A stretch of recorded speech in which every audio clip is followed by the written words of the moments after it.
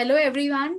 I hope आप सबने कोशिश की होगी अभी आज बैठ के कि आपका बजट आप बनाए, हाउस होल्ड एक्सपेंडिचर और इनकम एंड एक्सपेंडिचर। काफी सारे मैंने मैसेजेस भी देखे ग्रुप में जहां सब लोग बता रहे हैं कि अपने क्या क्या एक्सपेंडिचर्स आपने लिस्ट आउट किए हैं। तो आई एम वेरी हैप्पी सब इसमें पार्टिसिपेट कर रहे हैं एंड सब अपना रिस्पॉन्स दे रहे हैं।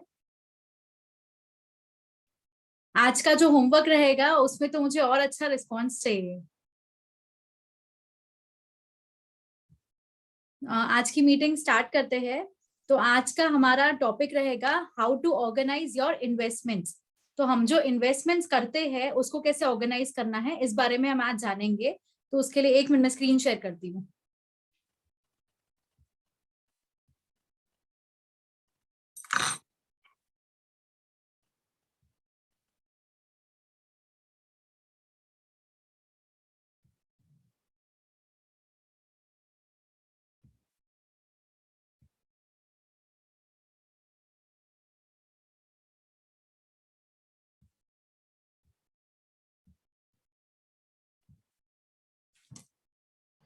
तो आई होप सबको स्क्रीन दिख रही है। जी दीदी। यस। तो 1 मिनट। तो आज का हमारा जो टॉपिक रहेगा, ये कल हम सबने देखा है बजट किस तरह बनाते हैं, हम बजट बुक प्रिपेयर करते हैं। तो आज का हमारा टॉपिक है हाउ टू मेक जो फाइनेंसेस अपने इन्वेस्टमेंट्स रहते हैं उसको ऑर्गेनाइज करके हम कैसे वर्कशीट्स बनाते हैं। फर्स्ट ऑफ ऑल मैं एक दिखाना चाहूंगी यहाँ पे। ये जो मैंने कल आपको बोला था कि how do I maintain my small things like my PAN card, my Aadhaar card, my husband's, my daughter's, everything. तो it's a small purse type of booklet जिसमें मैं ये सब ऑर्गेनाइज करती हूँ यहाँ पे। तो आई सजेस्ट एवरीवन, कभी भी हमें इमरजेंसी में कुछ चीज मांगे किसी ने, तो हम रेडी रहे वो चीज उनको देने के लिए। जैसे किसी ने मुझे तुरंत मांगा पासपोर्ट कहाँ है आपका, आधार कार्ड कहाँ है, पैन कार्ड कहाँ है, तो just make a small booklet sort of जिसमें आपके आपके हस्बैंड्स के, आपके बच्चों के सारी डिटेल्स इसमें रहे। और पासपोर्ट ये सब जो रहते हैं, पासपोर्ट डेफिनेटली इसमें नहीं आएगा, बट आपके पैन कार्ड है, आधार कार्ड है, इलेक्शन कार्ड है, और जो भी लाइसेंसेज है, आजकल लाइसेंस भी स्मार्ट कार्ड फॉर्म में आ गए हैं। तो वो सब चीजें एक छोटी सी बुकलेट बना लीजिए ताकि कहीं भी आपको इजी रहे वो सब रेफर करना। अभी यहाँ पे हम चलते हैं आज के टॉपिक पे, how to organise your finances. तो फर्स्ट हम जाते हैं इंश्योरेंस। तो आप एक काम कर सकते हैं यहाँ पे, जैसे काफी लोगों के इंश्योरेंस यहाँ पे लिए हुए हैं, हेल्थ इंश्योरेंस, लाइफ इंश्योरेंस। तो हमें अगर ये सबको एक ऑर्गेनाइज करके डॉक्यूमेंट करना है तो या तो आप एक अपने, जैसे कल हमने किसी ने देखा नोटबुक में भी किसी ने आज भेजा है, किसी ने हमें एक्सेल वर्किंग्स भी भेजी है। तो इस तरह के जो इंश्योरेंस कवर्स लिए हुए रहते हैं अपने घर के, तो वो सारे इंश्योरेंस आप इस फॉर्मेट में बना सकते हैं। ये फॉर्मेट्स मैं शेयर करूंगी बाद में, but I want everyone to see the heads. और अगर इसके अलावा भी अगर आप हेड्स बना के रख सकते हैं तो वो बहुत अच्छा रहेगा उसके अंदर। जैसे कि जो हेड्स है, इंश्योरेंस टाइप कौन सा इंश्योरेंस है, हेल्थ इंश्योरेंस है, प्रोवाइडर कौन है, फोर्टिस, आप सबके कोई टाटा इंश्योरेंस लेता है, कोई और कंपनीज के एलआईसी के इंश्योरेंस रहते हैं। तो इस तरह का चार्ट बना के अपने पास रखिए। तो इन फ्यूचर वेनेवर हमें कोई इमरजेंसी, से हेल्थ इंश्योरेंस, इमीडिएटली कोई हॉस्पिटल में एडमिट हुआ है तो हमें इंश्योरेंस कैशलेस इंश्योरेंस होता है।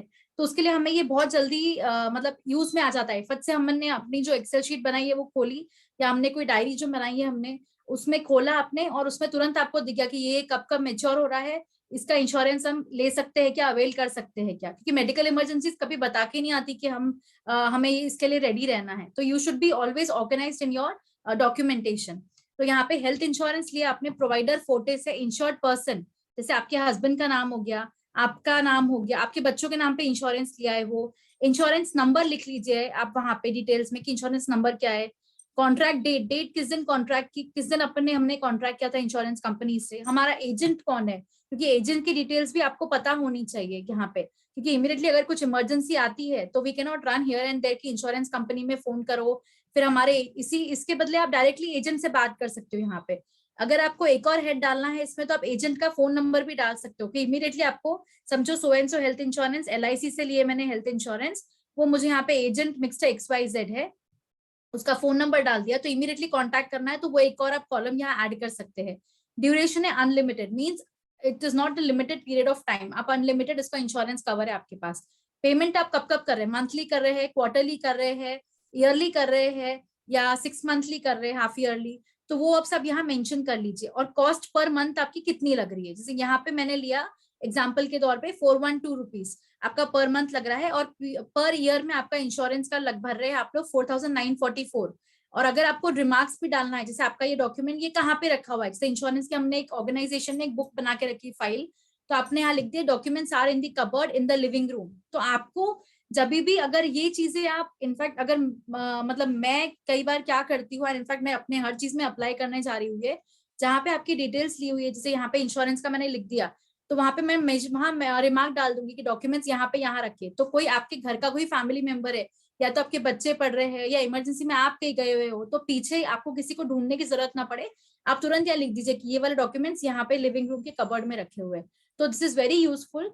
तो ये एक टाइप का इंश्योरेंस का हुआ डॉक्यूमेंटेशन। तो आई सजेस्ट एवरीवन, एक छोटा सा, अगर आपके पास इंश्योरेंस एक दो भी लिए हुए हैं तो उसका ये बना के देखिए।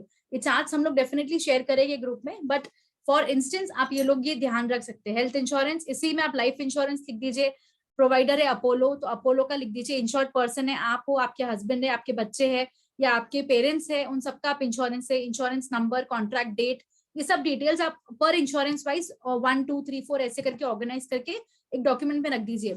एंड रिमार्क्स कॉलम पे मैं इसीलिए सजेस्ट कर रही हूँ, ज्यादा ज्यादा एम्फोसिस दे रही हूँ, because I want everything to be well documented. कहीं पे भी आपको बच्चा भी ढूंढ रहा है आपका, तो ढूंढ सकता है कहाँ पे ये डॉक्यूमेंट रखा हुआ है, तो तुरंत किसी ने मांगा तो हाँ मुझे पता है, मैं जाके ले लेता हूँ, यहाँ पे लिविंग रूम में कबर्ड में रखा हुआ है ये। नेक्स्ट चलते हैं, हम सबके पास फिक्स डिपॉजिट्स तो करे हुए रहते ही है, ठीक है। तो अब फिक्स डिपॉजिट्स को कैसे हम अपने इसमें उसी के लिए भी एक एक्सेल शीट बना के रख सकते हैं। समझो आपके पास 5 फिक्स डिपॉजिट्स है, किसी के पास 10 है, किसी के पास ज्यादा है, तो इसके लिए आप फिक्स डिपॉजिट्स का कभी भी एक एक्सेल शीट बना लीजिए, या तो फिर आपके क्या बोलते हैं, अपनी नोटबुक में रजिस्टर में आप बना के रख लीजिए। तो ये प्रिंसिपल अमाउंट, जैसे मैंने कोई एफडी करी है 1 लाख की एग्जाम्पल, तो रेट ऑफ इंटरेस्ट 7.5% है। जनरली कोई बैंक इतना देती नहीं है, बट 7.5% फॉर इंस्टेंस मैंने दिया है यहाँ पे। तो 5 to 6 के बीच में डिफर करता है वो ये अमाउंट, रेट ऑफ इंटरेस्ट। तो यहाँ पे मैंने 7.5% के हिसाब से 1 लाख की एफडी बना के रखी है। फ्रीक्वेंसी इन मंथ्स क्वार्टरली, मतलब अब मैं हर ये 4 महीने में मैं इसका फ्रीक्वेंसी में इसका एफडी का डिटेल्स वहां इंटरेस्ट आएगा मुझे। फ्रीक्वेंसी नंबर 4, क्वार्टर में एक साल में 4 क्वार्टर्स रहते हैं। Number of period to be invested 5 years तक मुझे इन्वेस्ट करना है। और रेट ऑफ इंटरेस्ट पर पीरियड, ये हमारा कैलकुलेशन में आगे आपको एक जनरल कैलकुलेशन होता है कि 7.5%, ये कैसे अपन ने 4 ईयर्स में डिवाइड किया, 5 ईयर्स में डिवाइड किया, तो 1.88% आता है पर इंच का इंटरेस्ट। और number of applicable period applicable, तो 20 means 5 years into 4 quarters, that will be 20। और मेच्योरिटी अमाउंट आपका इतना आता है 1,44,994.80। तो दिस जस्ट एन एग्जाम्पल कि 1 लाख की एफडी अगर आप 5 साल के लिए इन्वेस्ट करते हैं 7.5% रिटर्न के रेट से, तो आपका इन्वेस्टमेंट अमाउंट जो मेच्योरिटी के बाद आपको 5 साल बाद मिलने वाला है, that is amount close to 1,45,000। तो आपका जो कंपाउंड इंटरेस्ट कैलकुलेट होता है, means you are earning almost 45,000 in 5 years if you are putting an FD किसी बैंक में, अगर आप एफडी बनाते हैं तो यहाँ पे एक सिंपल कैलकुलेशन है। अगर आपको ये कैलकुलेशन नहीं समझ में आ रहा है, आपको इससे अवॉइड करना है, तो you can also prepare this type of chart. ये तो मैंने एक इंस्टेंस के लिए किया कि जिसको कैलकुलेशन करना है, जिसको पर एफडी की देखना है कितनी अमाउंट है क्या है, तो उस हिसाब से वो कर सकता है। नेक्स्ट चार्ट है, यहाँ पे बाजू में मैंने दिया है कि एफडी का इस तरह का आप चार्ट बना सकते हैं। जैसे बैंक हुआ, बैंक में एक्सिस बैंक लिखा हुआ है, यहाँ पे फर्स्ट फैमिली मेंबर किसके नाम पे एफडी बनाएगी, हस्बैंड के नाम पे, अमाउंट है 10,000। तो स्टार्टिंग डेट है 2014 में मैंने बनाई है यहाँ पे, तो 0 ईयर्स है, 9 मंथ्स, और 9 मंथ्स की बनाई है मैंने एफडी यहाँ पे। तो 20 जून को वो मैच्योर हो जाएगी 2015 में, तो सितंबर से जून तक 9 मंथ्स हुए। Number of days 273 days, rate of interest 7.75%, interest amount है 580 रुपीज, एंड मेच्योरिटी अमाउंट है 10,579, and number of days to maturity 16 days. तो इस तरह का सिंपल आप एक चार्ट बना सकते हैं आपके डॉक्यूमेंटेशन के लिए। और यहाँ पे एक और रिमार्क कॉलम भी आप ऐड कर सकते हैं कि आपने ये एफडी की फाइल भी कहाँ पे रखी है, तो दैट इज ऑल्सो यूजफुल। तो ये एक एग्जाम्पल के लिए मैंने यहाँ चार्ट दिया है। एक्सिस बैंक में 2 एफडी है, एचडीएफसी में 2 एफडी है। तो इस तरीके से आप जितनी भी एफडीज है आपके पास, उसका एक प्रॉपर चार्ट बनाइए। जैसे वाइफ के नाम पे 15,000 रुपए डाले हैं जनवरी में, एंड यहाँ पे एक एफडी में भी बहुत अच्छा होता है कि जैसे अगर आप एफडी मेच्योर हो जाती है ना, तुरंत आप उसको या तो इसमें रहती है, क्या बोलते हैं, रिकरिंग में रहती है, मतलब आपको तुरंत आके वो ऑटोमेटिक रिन्यू हो जाती है, ऑटोमेटिक रिन्यूअल पे, और नॉन रिन्यूअल भी रहती है। तो उस तरह का आपको यहाँ पे मेच्योरिटी डेट भी मालूम पड़ जाएगी कि हाँ ये इस दिन पे मेच्योर हो रही है, मुझे तुरंत इसको रिन्यूअल के लिए लेके जाना है, या मुझे इसको वापस विड्रॉ करना है एफडी को। तो वो भी आपका अच्छी से हो जाता है इसमें, ये अगर इस तरह का चार्ट बनाते हैं तो। समझो मेरी एफडी अभी हो रही है Feb 15 को, तो मैं तुरंत जाके बैंक में सबमिट कर दूंगी कि मुझे इसको रिन्यूअल कराना है या मुझे एफडी का रुपए वापस चाहिए, विदड्रॉ करना है। तो this chart also helps you to how to organise your things, plus how to know कि आपका कब कौन से डेट में मेच्योर हो रहा है। प्लस एक और चीज आप यहाँ पे नोट कर सकते हैं, एक्सिस बैंक से मुझे 7.75% इंटरेस्ट दे रहा है, एग्जाम्पल, ये मैंने एक्चुअल फिगर्स नहीं डाले बैंक्स के, बट एग्जाम्पल लिया है, और एचडीएफसी मुझे 8% दे रहा है। तो इससे मैं देख सकती हूँ कि मुझे कौन सा बैंक कितना इंश्योरेंस दे रहा है, कितना रेट ऑफ इंटरेस्ट दे रहा है, सॉरी। तो इससे हम कर सकते हैं कि ये बैंक से मुझे इतना रेट ऑफ इंटरेस्ट मिल रहा है 6 महीने के हिसाब से, तो आप उससे भी कैलकुलेट कर सकते हैं आपको कौन सी बैंक में कौन सी एफडीज बनानी चाहिए। जैसे परसों के दिन मुझे एक आया था क्वेश्चन कि आप हमके कौन से एफडीज, कौन से बैंक्स में एफडीज करनी चाहिए, तो it depends on bank to bank. तो ये चार्ट के थ्रू आपको ये मालूम पड़ जाएगा कि आपको नेक्स्ट मंथ में if you want to go for an FD और आरडी, तो उसका इंटरेस्ट रेट आपको कौन सी बैंक में ज्यादा अच्छा मिलेगा। तो नेक्स्ट इस पे चलते हैं, this is a fix deposit. अब कई हम सब में कई लेडीज है जो स्टॉक मार्केट में भी डील करती है, या आपने हमारे हस्बैंड्स डील करते हैं, या हमारा कोई फैमिली मेंबर डील करता है, तो उसके लिए मैंने एक स्टॉक पोर्टफोलियो ट्रैकर भी यहाँ पे दिया हुआ है।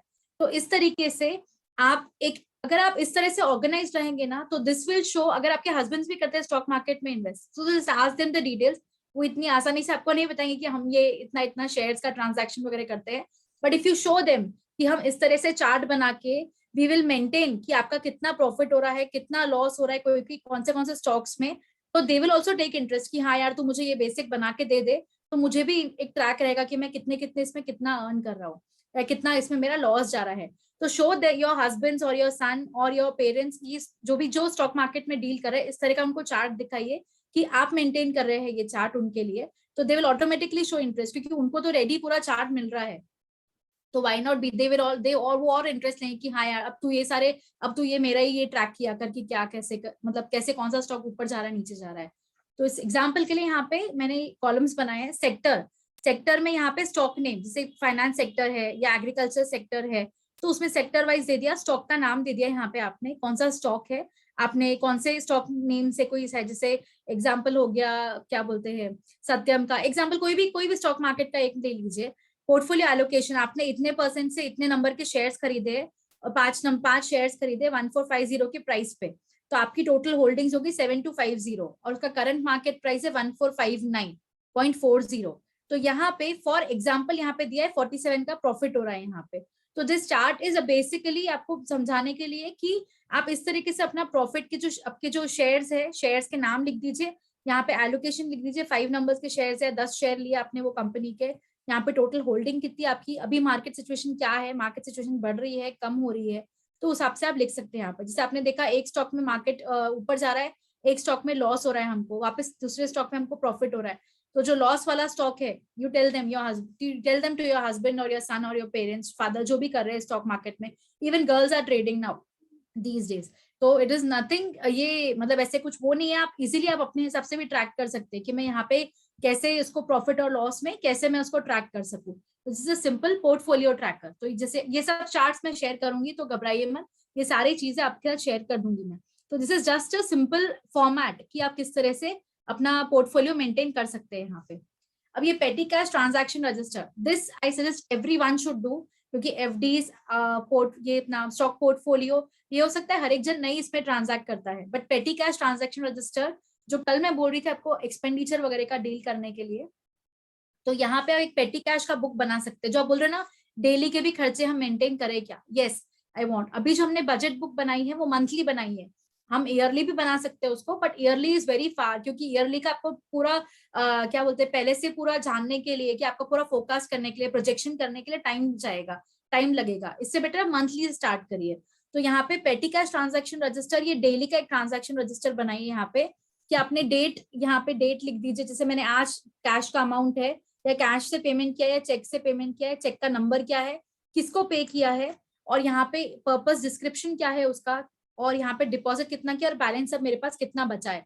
एग्जाम्पल, मैंने महीने के 10,000 रुपए खर्चे में डाले हैं पेटी कैश के लिए, उसमें मेरी सब्जी आ गई, उसमें मेरा जो जनरल घर का खर्चा, दवाई आ गई, वो सब आ गई। फॉर बिजनेस अकाउंट ट्रांजैक्शन इसी में ही सेम आप लिख सकते हैं कि हाँ बिजनेस के पर्पज से मुझे स्टॉक उठाना है कहीं से, तो मैंने 10,000 रुपए में से 4,000 रुपए स्टॉक लेने के लिए किया बिजनेस, जो मेरा जैसे कल मैंने एग्जांपल दिया साड़ी का, तो आपने साड़ी के कुछ इसके लिए, कुछ डैमेज के लिए या कुछ किसी के लिए कुछ करने के लिए टेलर को दिया, तो वो सब चीजें as a business point of view भी आप इसको मेंटेन कर सकते हैं कि डेली मेरा खर्चा किस किस में क्या हो रहा है। जैसे कोई आपको, अगर आप बिजनेस करते तो हो सकता है आपके कोई बिजनेस में कोई शॉप में कोई आए जिनको हमको एंटरटेनमेंट एक्सपेंस भी देना पड़े, या कुछ क्या बोलते हैं खाने पीने का हम किसी के लिए मंगाते हैं कुछ, तो वो भी डेली पेटी कैश, जो छोटी छोटे खर्चे हैं हमारे डेली के, जैसे कोई गेस्ट आ गए तो you have to maintain some ये कि क्या मंगाना है, क्या बाहर से बनाना है, जो भी है, Zomato Swiggy whatever you are doing, just simple maintain a simple petty cash transaction register. आपको खुद को ध्यान में आएगा कि आपका खर्चा यहाँ पे कहाँ क्या हो रहा है, whether it is business, whether it is your own house hold expenditure. यहाँ पे डेट लिख दिया, सो एंड सो अमाउंट पे मैंने कैश विड्रॉ की थी यहाँ पे, या अगर मैं डिपॉजिट भी कर रही हूँ यहाँ पे, समझो मैं यहाँ पे डिपॉजिट का भी है, यहाँ पे एक और कॉलम आप कर दीजिए विड्रॉल का भी, जहाँ पे आपको मालूम पड़े डिपॉजिट के बाजू में विड्रॉल और फिर बैलेंस अमाउंट लिख दीजिए। तो डिपॉजिट आपने समझो 10,000 रुपए यहाँ पे, आज फर्स्ट मार्च से स्टार्ट कर रहे हैं, 1 मार्च को यहाँ पे डिपॉजिट अमाउंट लिख दीजिए 10,000 का, एंड डेली आप वहां समझो कुछ आपको कैशबैक मिला कुछ, तो आपने यहाँ पे 100 रुपीज का कैशबैक डाल दिया है यहाँ पे आपको, वेदर इट इज थ्रू ये पेटीएम मोड या जीपे मोड से, जो भी आपका मोड हो रहा है मोड ऑफ पेमेंट से, तो यू आई मतलब मेरा ये पॉइंट है कि आप पेटी कैश का एक रजिस्टर बनाइए आपके पास, जिससे आपको डेली ट्रांजैक्शंस का पता चले। यहाँ पे है bank account, bank interest register for separate accounts, yes this is also very important. ये जो छोटे छोटे मैं फॉर्मेट्स दे रही हूँ यहाँ पे आपको, this is a basic format कि आप अपने कैसे डॉक्यूमेंट कर सकते हैं। अब हो सकता है आपके पास 3-4 बैंक्स में अकाउंट हो, जैसे अगर समझो मेरे पास 3-4 बैंक्स है, मेरे हस्बैंड के पास 3-4 बैंक्स में है, और आपके पेरेंट्स का है, तो उसको सबको एक ही इसमें मेंटेन करने के लिए you maintain a bank interest register for separate account. जैसे यहाँ पे account number so and so है, नेम अहमद के नाम से है, अमाउंट समझो उस बैंक में 5 लाख रुपए है, और ड्यूरेशन है 2 साल से आपके पास बैंक में है, उसका इंटरेस्ट कितना आ रहा है, उसके बैंक के चार्जेस कितने लग रहे हैं, और आप कितना इंटरेस्ट पे कर रहे हैं, या आपको इंटरेस्ट रिसीव हो रहा है या आपको पेमेंट हो रहा है, तो आप नेट इंस्टॉलमेंट उसका कितना पे कर रहे हैं। हो सकता है ये लोन के लिए भी कर रहे हो, यहाँ पे आप किसी को लोन है तो किसी ने लोन लिया है, तो maintain for separate account, her bank में से एचडीएफसी में है, एचएसबीसी में है, एबीसी बैंक, एक्सवाईजेड बैंक, जो भी बैंक्स में, सबके डिटेल्स लिखिए यहाँ पे, नाम किस पर्सन के नाम पे, हो सकता है आपके जॉइंट अकाउंट्स हो, आपके और आपके हस्बैंड के, आपके पेरेंट्स के हो, तो यहाँ पे सब डिटेल्स लिख लीजिए, अमाउंट लिख लीजिए, ड्यूरेशन क्या है, इंटरेस्ट आपको कितना लग रहा है, बैंक के चार्जेस क्या लग रहे हैं आपको, इससे आपको ये मालूम पड़ जाएगा कितना बैंक आपको कितना चार्ज कर रही है, कितना इंटरेस्ट आपको मिल रहा है, कितने टाइम से आपने बैंक अकाउंट खोला है। तो this looks like a simple chart, but अगर आप उसको देखने जाए तो ये सारे चार्ट्स आपको बताते हैं कि how can you see how bank charges, bank to bank आप डिफरेंस निकाल सकते हैं। जैसे मैंने एफडी में बताया कितनी बैंक, कौन सी बैंक कितना इंटरेस्ट दे रही है, सिमिलरली आप बैंक की कितना चार्ज ले रही है हमारे से बैंक की है। आपके लॉकर्स है तो सिमिलर वे में लॉकर का एक चार्ट बनाइए यहाँ पे कि आपके कौन से बैंक में कौन से लॉकर्स है, कि उसका पासवर्ड क्या है, उसका आईडी क्या है, उसकी कीज कहाँ पे रखी है, वो कीज के लिए भी आप निकाल सकते हैं कि रिमार्क में कि दिस की is kept in so and so drawer in your bedroom और इन योर लिविंग रूम और इन योर कहीं पे भी आप रख सकते हैं। तो रिमार्क सेक्शन आई वांट कि सब लोग यहाँ पे रखे यहाँ पे। Next is mortgage and loan calculator. तो जो किसी ने लोन लिया हुआ है ना, यहाँ पे अगर कोई लोन है हमारा या कोई आपने मॉर्गेज किया है, whether it is business point of view, whether it is a house loan, housing loan वगैरह, तो सिंपल एक मॉर्गेज लोन कैलकुलेटर होता है, यहाँ पे बना के रखिए अपने पास में, क्योंकि आपको भी इस चीज का नॉलेज होना चाहिए। अभी लोन अमाउंट है मेरे पास 1.5 लाख का लोन लिया है मैंने, डिपॉजिट किया है 10,000 पे, 30% 30 ईयर्स के लिए है, टर्म ईयर्स में 30, इंटरेस्ट रेट 3.4% के इंटरेस्ट के हिसाब से मैं यहाँ पे लोन कैलकुलेट कर रही हूँ मेरा। तो फाइनेंस अमाउंट जो है मेरा वो 1,40,000 है, मंथली पेमेंट में कितना कर रही हूँ, इतना कर रही हूँ, टोटल रीपेमेंट मुझे इतना देना है, टोटल इंटरेस्ट मेरा इतना आ रहा है। This is just an example figures, ये कोई कैलकुलेशन पे फिगर्स नहीं है, यहाँ पे सिर्फ मैंने ऐसे ही फिगर्स डाल के रखे हैं कि ये अमाउंट है, कोई कैलकुलेटेड फिगर्स नहीं कि इतना 30% का 30 ईयर्स का तो इतना लोन इंटरेस्ट होता है, ऐसा कुछ नहीं है यहाँ पे। तो यहाँ पे इस तरीके से आप एक मॉर्गेज और लोन कैलकुलेटर भी बना सकते हैं आपका। तो आई होप सबको यहाँ तक समझ में आ गया है। किसी अभी आपको किसी और ऑर्गेनाइजेशन में चार्ट चाहिए तो आप किसी और टाइप में चार्ट चाहिए आपको, जैसे एफडी का तो मैंने बता दिया, आरडी का भी सिमिलर वे में आप चार्ट बना सकते हैं, और आपके कोई इन्वेस्टमेंट्स है उनका भी आप सिमिलर वे में चार्ट बना सकते हैं। तो I hope everyone is now clear how to. और ये है कल हमारा टॉपिक रहेगा ऑर्गेनाइजिंग को जो हमारे जो डॉक्यूमेंट्स है उसको कैसे हम ऑर्गेनाइज कर सकते हैं। जैसे अभी तो मैंने बताया आपको सिंपल वे में कि किस तरह से चार्ट फॉर्म में आप अपने हर एक इन्वेस्टमेंट को कर सकते हैं। तो any doubts till now?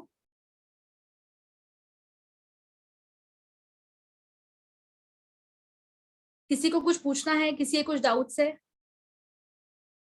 Please share all these sheets in group for reference. Yes, definitely we'll share it. FD we have to show in our income tax return every year, or we can show it when we withdraw or after maturity. See, FD का taxation point of view ये सब हम लोगों ने लिया था, हम लोगों ने बीच में सेशंस लिए थे, तो each and everything FD का भी कुछ परसेंटेज पे आपको इंटरेस्ट पे आपको टैक्स भरना पड़ता है।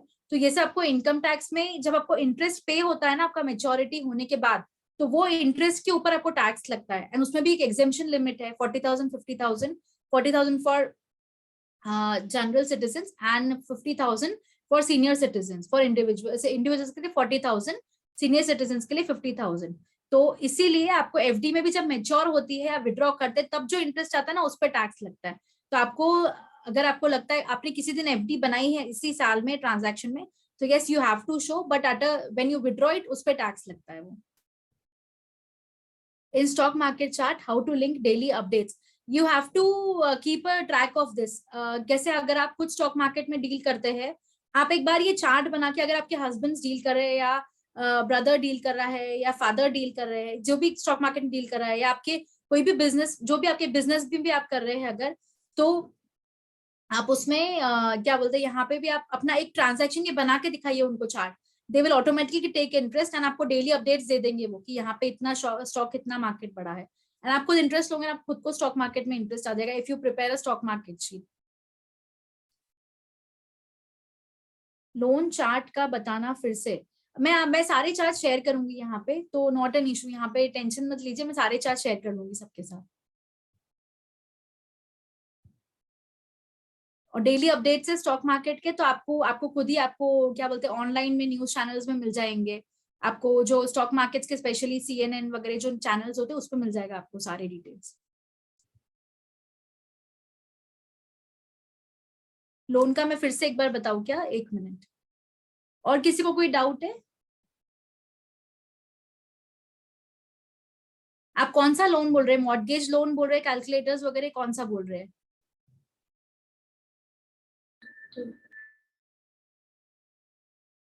होम लोन के लिए, होम लोन का। होम लोन का, एक मिनट में वापस सबको स्क्रीन शेयर करती हूँ।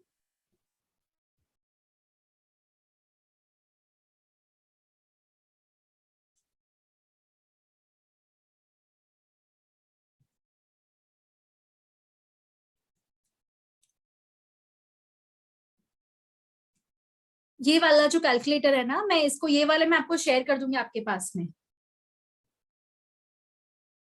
इसमें आपको बेसिक कुछ नहीं है दिया हुआ, यहाँ पे ये आपको दिख रहा है ना मॉर्गेज लोन कैलकुलेटर? दिख रहा है। हाँ, तो ये मैं आपको शेयर कर दूंगी स्क्रीन पे। आपको सिर्फ यहाँ पे लोन अमाउंट डालना है, अगर डिपॉजिट कितना टाइम के लिए है, कितना इयर्स के लिए है, इंटरेस्ट रेट कितना है, अमाउंट कितना फाइनेंस किया है, पेमेंट कितना कर रहे हैं, और कितना इंटरेस्ट आपको आ रहा है यहाँ पे। तो ये सारे चार्ट्स मैं ग्रुप में शेयर करूंगी। Is there any book or diary we get in market to write our asset details in it? Yes.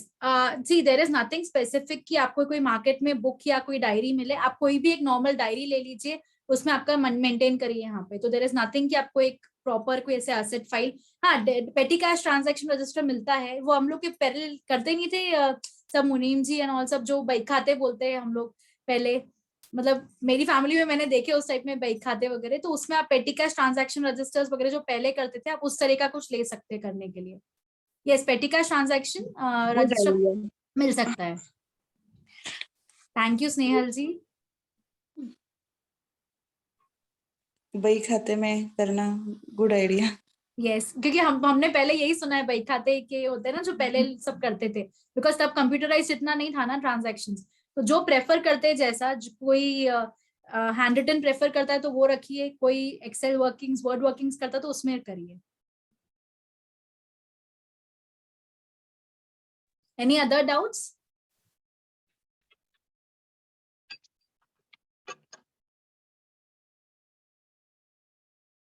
I hope आपका आज का सेशन सबको समझ में आ गया है। Thank you so much everyone. जी दीदी, बहुत बहुत धन्यवाद आपका भी और सभी मनस्वियों का। इतने सुंदर तरीके से आपने एक्सप्लेन किया है। सभी को जय श्री कृष्ण। हम फिर मिलेंगे कल डे 3 में। यस, और आज का होमवर्क मैं ग्रुप में पोस्ट करूंगी, तो प्लीज उसके लिए भी तैयार रहिए। जी दीदी। Thank you so much.